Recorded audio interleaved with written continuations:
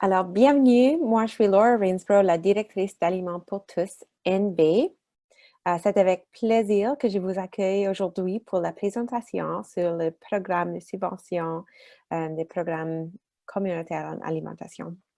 Aliments pour tous NB, c'est un réseau avec la vision d'un Nouveau-Brunswick intérieur, bien informé et engagé envers la sécurité alimentaire pour toutes et tous. On réalise cet objectif ou cette vision avec quelques programmes, quelques soutiens pour tout le monde qui travaille sur la sécurité alimentaire et la souveraineté alimentaire au Nouveau-Brunswick. On offre une carte des programmes alimentaires du NB. Donc, cette carte, c'est créée par tout le monde qui offre un programme. Si vous avez un programme et ce n'est pas encore sur la carte, s'il vous plaît, le soumettre pour que les autres gens du Nouveau-Brunswick peuvent savoir ce que vous faites.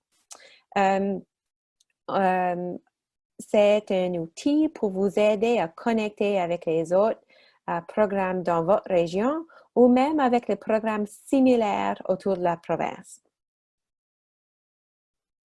Sur notre site web, on a aussi un répertoire des ressources. Là, il y a quelques catégories, quelques catégories et vous pouvez aussi chercher le répertoire. On essaie d'avoir des ressources qui sont d'une qualité haute et aussi plusieurs ressources qui sont créées ici au Nouveau-Brunswick. On gère un programme qui s'appelle Mentor communautaire en alimentation du Nouveau-Brunswick, le programme MCA.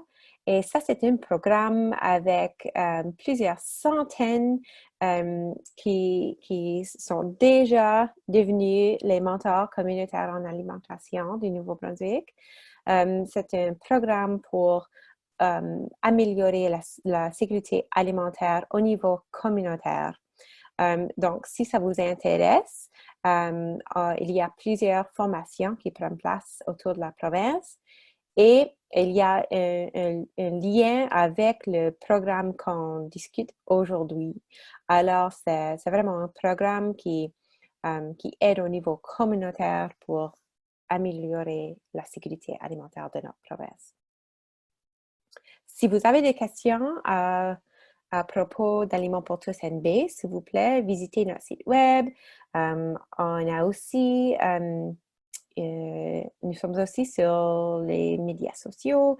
Et si vous avez des questions, s'il vous plaît, nous envoyez un courriel info@foodforallnb.ca ou bien sûr aussi à alimentspourtousnb.ca. OK.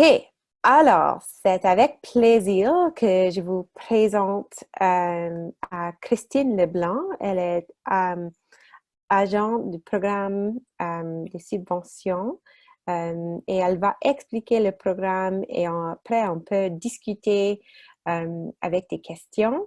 Quand on publie la vidéo, on va aussi mettre quelques liens avec la présentation si quelqu'un a des autres questions. Christine, à vous. Oh, je pense qu'elle était encore en sourdine. Là, ça marche-t-il? Oui. Est-ce que vous voyez ma présentation sur l'écran? Oui? OK, parfait. Donc, c'est ça. Merci beaucoup pour venir à la présentation aujourd'hui. En effet, ce programme ici, c'est vraiment le même programme de subvention qui était subventionné ou disponible avec Développement social, avec le Bureau du mieux-être. Maintenant, on est juste déménagé. Le programme est déménagé avec moi et Jessica Sargent, qui gère ce programme ici. Depuis le 1er avril, on est transféré au ministère de la Santé avec le bureau du médecin hygiéniste en chef. Mais en gros, c'est le même programme de subvention avec un petit changement à cause du COVID-19. Donc, c'est ça, le programme de subvention. Attends,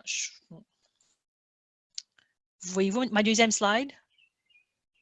Est-ce que ça démontre, est-ce que Oui, ça a changé? on voit aussi la troisième. Alors, peut-être, c'est OK, vous facile voyez la à... troisième. On voit les deux parce que ce n'est pas comme View All. View, oh, OK, là, je ne sais pas. Previous, next, last view. Oh, Lord, je ne sais pas comment arranger ça. Ou peut-être avec Display Settings. Mais ça Ah. marche. Ça marche, on voit les deux. OK. OK, mais je vais le laisser comme ça, parce que je ne sais pas comment l'arranger, mais je vais le briser, là. Parfait. Je ne suis pas super technologue, moi. Donc, c'est ça, ce programme de subvention ici a pour objectif d'aider à améliorer les habitudes alimentaires au Nouveau-Brunswick en créant une plus grande sécurité alimentaire à l'échelle communautaire. Qui peut faire application à cette subvention? Donc, les types d'organismes qui peuvent bénéficier de ces financements comprennent les coalitions, les collèges, les écoles, les universités, les communautés, les municipalités, les réseaux de mieux-être, les banques alimentaires, les organismes à but non lucratif. Vraiment, c'est vraiment juste les individus et les entreprises qui ne sont pas éligibles à faire application à ce programme de subvention. Parfois aussi, il arrive qu'un organisme n'a pas les ressources nécessaires pour gérer les fonds du projet. Peut-être que l'organisme est trop grand pour pouvoir gérer les fonds d'une manière assez rapide pour avancer l'initiative. Donc, dans ces cas-là, vous pouvez faire un autre partenariat avec un autre organisme qui peut peut-être gérer les fonds pour vous. Et puis, cet organisme-là pourrait être partenaire dans votre initiative. Si vous avez des questions, vous pouvez toujours nous demander aussi là, par rapport à ça. Les trois buts du programme d'action communautaire en alimentation. Les initiatives doivent décrire comment elles répondent aux objectifs suivants, soit augmenter l'accès aux aliments sains. Ça signifie rendre les aliments nutritifs et les produits frais plus faciles à obtenir, plus abondants ou plus abordables. Il peut s'agir de créer un nouveau moyen d'obtenir la nourriture ou d'aider les gens à peut-être acheter la nourriture à un prix plus économique. Le deuxième but, c'est d'augmenter les connaissances et les compétences alimentaires. Donc, pour celui-là, votre initiative doit inclure un aspect d'apprentissage pour les participants, et ce, sur des sujets tels que l'alimentation saine, la cultivation d'aliments, l'établissement d'un budget alimentaire, peut-être l'achat et ou la préparation d'aliments sains, peut-être des systèmes alimentaires locaux aussi. Troisième but, ce serait de renforcer la capacité de votre communauté à créer une plus grande sécurité alimentaire pour tous. Donc, pour celui-ci, votre initiative aidera la communauté à reconnaître ses points forts et bâtir des ressources en commun pour continuer à assurer la sécurité alimentaire au sein de la communauté. Les actions typiques qui sont financées par ce programme comprennent, tel que Laura a mentionné, une formation de mentor en alimentation communautaire, peut-être des cours de cuisine, des jardins communautaires, des programmes chefs, des ateliers de glainage, peut-être. Et puis, à cause du COVID-19, c'est le moment d'être créatif et innovant, puisque toutes les initiatives qui seront subventionnées dans le prochain temps doivent suivre les lignes directrices pour la santé pour COVID-19. Pour ce qu'il y a du financement, les initiatives éligibles peuvent recevoir jusqu'à 5 000 $ de subvention. Les dépenses éligibles sont telles que l'élaboration ou la recherche reliée au programme, tous les matériaux, équipements ou fournitures, sauf du capital ou des actifs qui sont à long terme. Donc, on ne financerait pas des ordinateurs, des remises, des bâtisses, des établissements. Des autos, des choses comme ça, on ne finance pas des grosses dépenses. peut-être du marketing ou de la promotion liée à l'initiative. Et l'autre chose qu'en finance que les gens souvent ne pensent pas, sont les frais de garderie ou de transport pour faciliter la participation des participants. Une question qui était demandée à la présentation précédente que je vais mentionner aussi, c'est si on refinance un même exact projet. Et puis, la réponse à ça, c'est qu'il faut, on ne refinance pas un même exact projet, mais si le projet démontre développement de leadership dans les participants, il pourrait être considéré. Comme par exemple le programme Chef, si on l'a déjà financé pour un groupe, on pourrait le refinancer si vous utilisez, disons, les participants d'un programme antérieur pour que eux autres puissent faciliter, animer le groupe Chef pour les nouveaux participants. Donc, ça va leur aider à développer des capacités de leadership. Les partenariats sont très importants dans les initiatives. Donc, le fait d'avoir des partenaires stratégiques dans votre initiative augmentera le taux de réussite et la durabilité de votre initiative. Les rôles et les contributions possibles, ils peuvent faire l'animation des sessions, vous fournir un espace sans frais, peut-être fournir le transport pour les participants, pourrait peut-être faire de l'impression gratuite pour les documents nécessaires à l'initiative. Tous les bénévoles sont certainement des partenaires et puis importants. Vous pouvez avoir des entreprises qui vous donnent des dons financiers ou des dons d'équipement ou de matériel.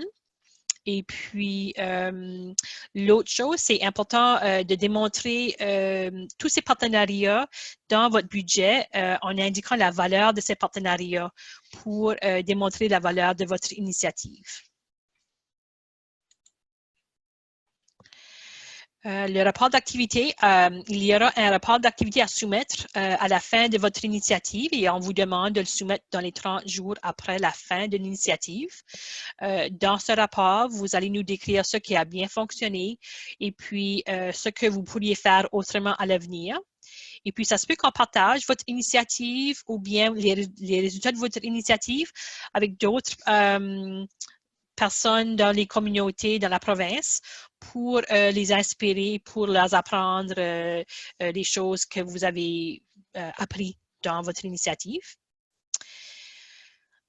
Et puis aussi, on utilise ces rapports-là pour démontrer comment la subvention a été utilisée et l'importance du programme de financement pour les preneurs de décisions dans le ministère.